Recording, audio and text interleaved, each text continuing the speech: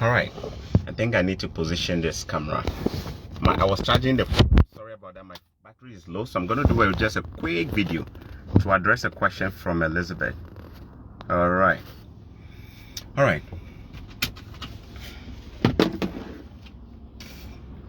My battery is low, so I'm not going to be taking too much time.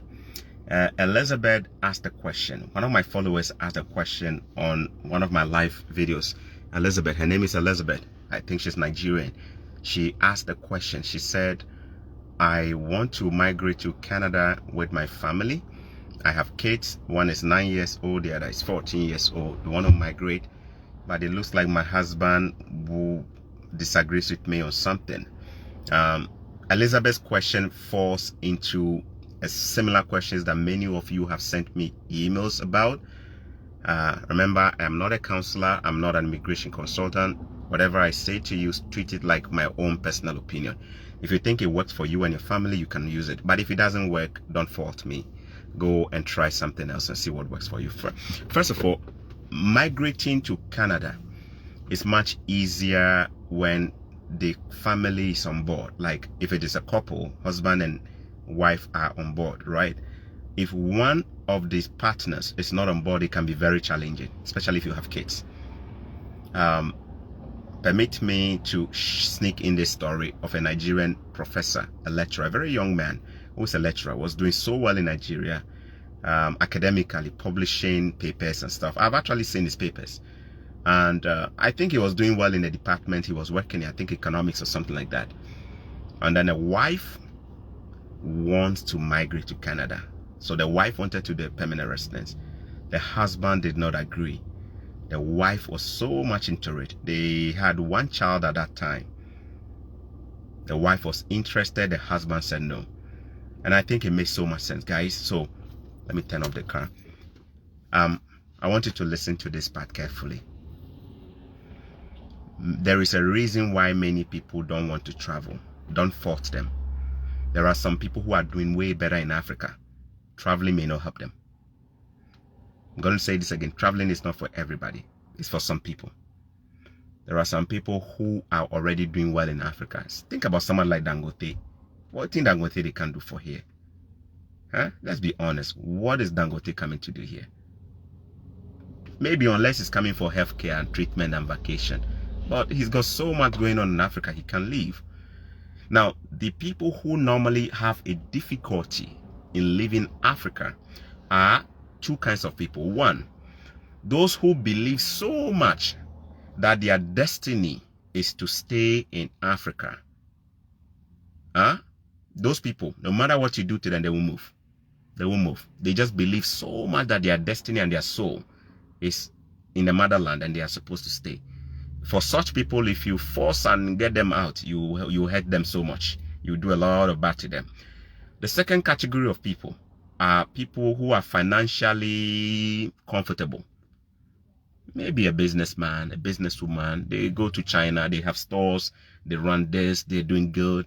They are making way more than many people in Africa. Maybe they are managers, they are doing better, they are getting better pay with conditions. These people, is very difficult for them to move. You know why? They constitute what we call the working class or the middle class in Africa, who are doing fairly good. So it takes a lot more effort to be able to convince them to leave all these perks and benefits they enjoy and salary to leave. Think about it. Somebody who is working in a mining company in Ghana and is getting paid in dollars, say $3,000 a month, $4,000 a month, $2,000 a month. And is getting benefit, hospital benefits, what they kick it, all kind of benefit, accommodation, they have a car. My guy, it would take some serious different thing to get these people out too. When you are talking about traveling opportunities with your spouse, you need to know where each one is coming from. So if your husband does not agree, find out why he doesn't agree. There is always a why behind it. The reason. Maybe he will tell you that XYZ is the reason why he doesn't want to travel. You may want to respect that. If you even disagree with his choice, present him with a better alternative so that it will appeal to him that you are selling him something which is much good. Do you see that? I always say respect people's opinion, and if you disagree with their opinion, then give them a better alternative. Yeah, agree with them, fine. If you don't agree, then give them a better alternative. But at least let's hear them out. Your wife, you want to come to Canada, your wife doesn't agree. Find out why. And then whatever they say, if it doesn't make sense to you, tell them why you think we should travel together. If the two of you don't want to come, it could be something that could hurt you. Because look at it. You're going to be traveling to Canada without his blessing or without her blessing. And then the children, what happens to the children? You're either going to go with the children or you are going to leave them behind.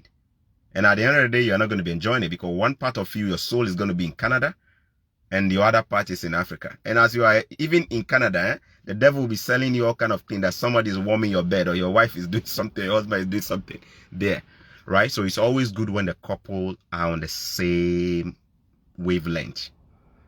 It is all about conversation and open communication. Let each other see the picture.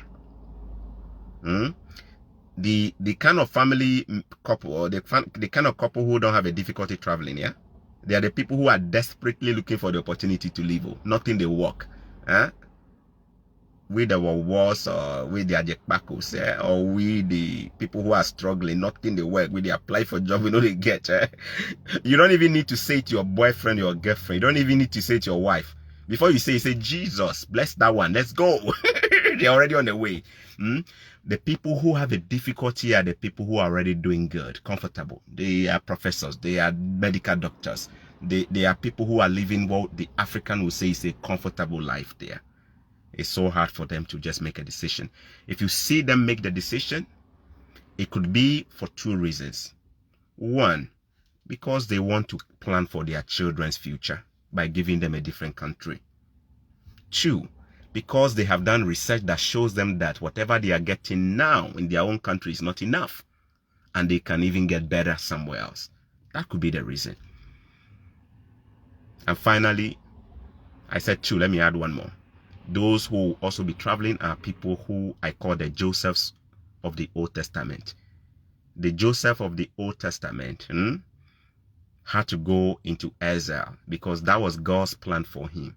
God needed to remove him from his native land, to take him far away, to go and work on that man there. I think that was my portion. For me, I think God just wanted to take me out of Ghana to go and work on me overseas. If I was in Ghana, I don't think I would have been able to come to the level of spiritual growth and whatever I am today. Now me coming to Canada will even draw me closer to God. Think about it. A country where many people don't even believe in God. Now this place will come draw me closer to God. As I dig Ghana, where churches they everywhere they make noise. I was just passing through the church like this, so nothing was entering. But as God removed me far away from there, this is where he's actually doing better. So it comes down to the conversation between you two. And remember, do not talk to each other about this kind of thing, especially if you have disagreement. Don't use emotional argument. They don't work for many people. Don't use facts. F-A-C-T-S. Use facts. Appeal to each other using facts and superior argument. Don't argue and fight over this. Don't deny him sex because of this. Don't deny her sex and chop money because you have differences of who should travel, when we should go. Use facts. Communicate. Present better alternatives. That is actually one thing that me and my wife do together. I tell my wife, when I present you with a solution to something and you disagree with it, fine, you can disagree. But it's not enough to disagree. You better bring another solution to the table. Did you hear that? That's something that me and my wife are present to. You know, some people, anything where you go talk, no, I don't agree. I don't agree. Okay, now, you don't agree. What do you have on the table? Bring something better now. And they say, I don't have anything. Wait, you don't have any better solution, but you are disagreeing. No. In my family, me and my wife, this is our principle. If one person brings something to the table, you are at liberty to disagree, but bring a solution to the table. Don't just come and agree. Empty noise, empty barrel making just noise. You disagree, present another alternative. Let's look at that one too. Then when yours is stronger, we'll go with that. That's something we do and it helps us. So we don't just disagree. I want to travel to Canada. You don't want us to come? Not a problem. This is my reason for coming to Canada. What is yours? Maybe we can do this. We can go into agriculture. We can set up a business. We can do this. That's better. You're making sense. Maybe we should stay in Ghana. But where you are using emotions, emotion means that sense no day inside. Now how you they feel. Emotional conversations don't just work. Use superior argument. Present a case. Honey, I want us to go there because the future of our children will be much secure. Honey, I want us to go there because of XYZ. We'll have better opportunity. Honey, I want us to go there because I feel that is where we can achieve our dreams. Like, use better arguments, support it, look for evidence, give it to him. Now, so when most men they think, oh, they go reject them unless you give them better fact. Men are fact driven. Women are emotionally driven. So please, depending on which of you is the spouse with the disagreement, know how to relate to each other. Know how to relate to each other. Traveling is not for everybody, but if it's for you, find a way to present that vision for your spouse to see it. Remember, in marriage, one spouse can have a vision, but it might take a while for the other one to catch the vision. It all depends on how much effort you put to sell that vision to the other person to see it. Have those kind of conversations. I won't say that Canada is for everybody. UK is for everybody. Some people are not meant to go to the UK. They're meant to stay in Africa because that is where God wants. You see, in the Bible says that God determines the time and place of human at all time in history. He's the one that moves people on. He's the one that sent. When he wanted to move Joe, the prophet, he said, I'm sending you, go to Nineveh, go and deliver. He say, I won't go. He say, God, me, I want you to go. He say, you want to go. The guy go, they run. He say, wherever you go run, I go send you, go. You see, now shark we go swallow him. Now shark we go swallow him. Even as shark swallow him, he no die. You know the prophet where they talk about, God determines the time and place of every one of us. It is up to you to now honestly look and see whether the reason why you and your partner are not agreeing is something that is factually testable or driven by a bigger vision. If it's not, and it's just an emotional conversation, there is a chance the two of you will fight. The story of that Nigerian man who is a professor is that the wife persisted, had conversations, until one day something happened at the workplace on campus that upsetted him so much. And then he said, you know what? These people are even upsetting me at school. Honey, that permanent residence application, how far? Say yes. I said, let's go. And then they came. They all decided to come now. Fast forward, he said he had no regret of leaving Nigeria. You see? But another professor will say, you know what? I have an unfinished business in Africa. I can't leave. That's his vision. You can't force him. You can't. It depends on who. It depends on how you are looking at it. It depends on what you want to do. It depends on your overall bigger vision and calling and stuff like that. It's not for everybody. Now, the question again is, should we all come together? Should I come with my family? You know, some people don't come once right away. Some family members, the wife will come first. The children will come with the wife. And the husband may follow later. Some people come all together. It could be that the man comes first. In my case, I came first. Then I brought my wife. It depends. But the most important thing is that you guys are thinking along the same way. In marriages, decision making is easier when you guys align to a bigger vision. In marriages, there is more conflict and lack of cohesion when you guys are divergent in overall vision. My husband loved traveling and we understand each other. He just felt that me and Case would be better to come first because he said visa denies are higher if we apply the same way. Okay, thank you, Elizabeth. Let me come to this point. In marriages, decision making is easier when both of us align together. Elizabeth's situation is saying that the choice of the husband not to come at the same time is because that he thinks that the visa refusal reasons are higher if we all apply together. Is the husband right or wrong? The husband is right and the husband is also wrong. Let me explain. The husband is right to say that the visa refusal reasons are higher if the visa officer is not convinced that this family have enough resources to support themselves when they come, the visa officer will refuse them. If the visa officer is not able to see the connection of why they are all coming together, that reason that convinced, they will refuse them.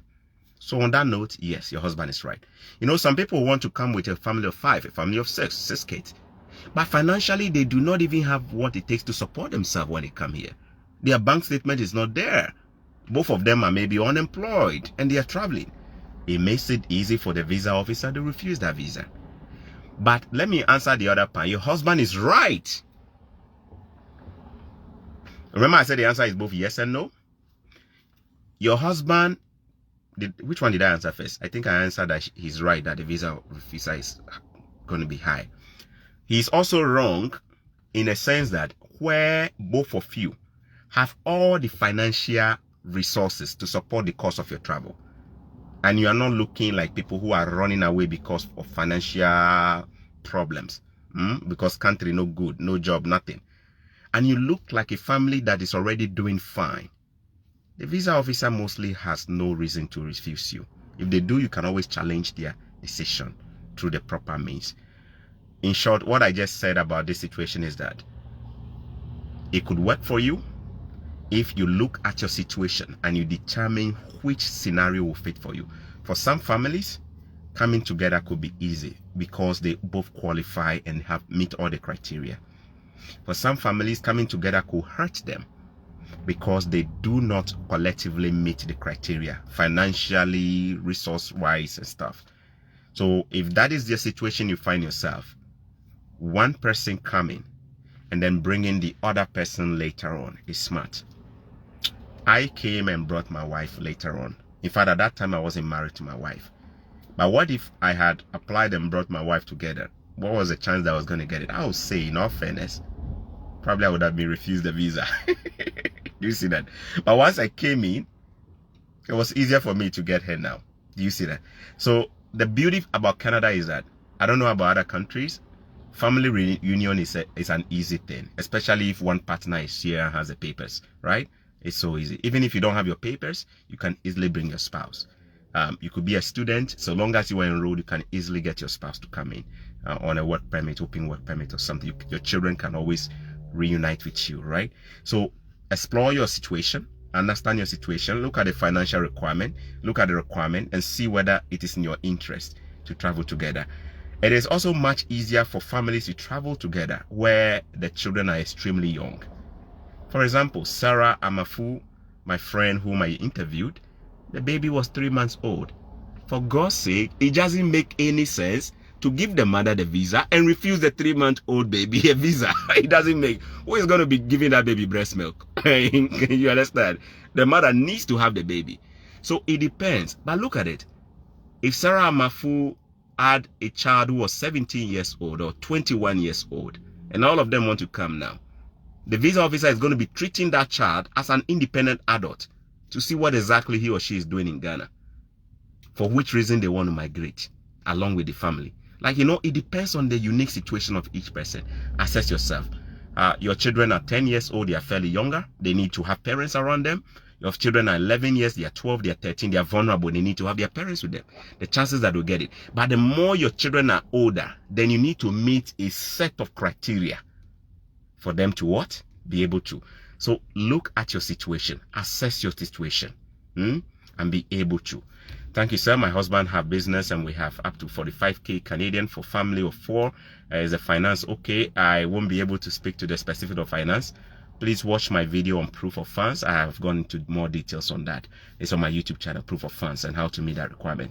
So guys, this is it. You need to understand the requirements for traveling.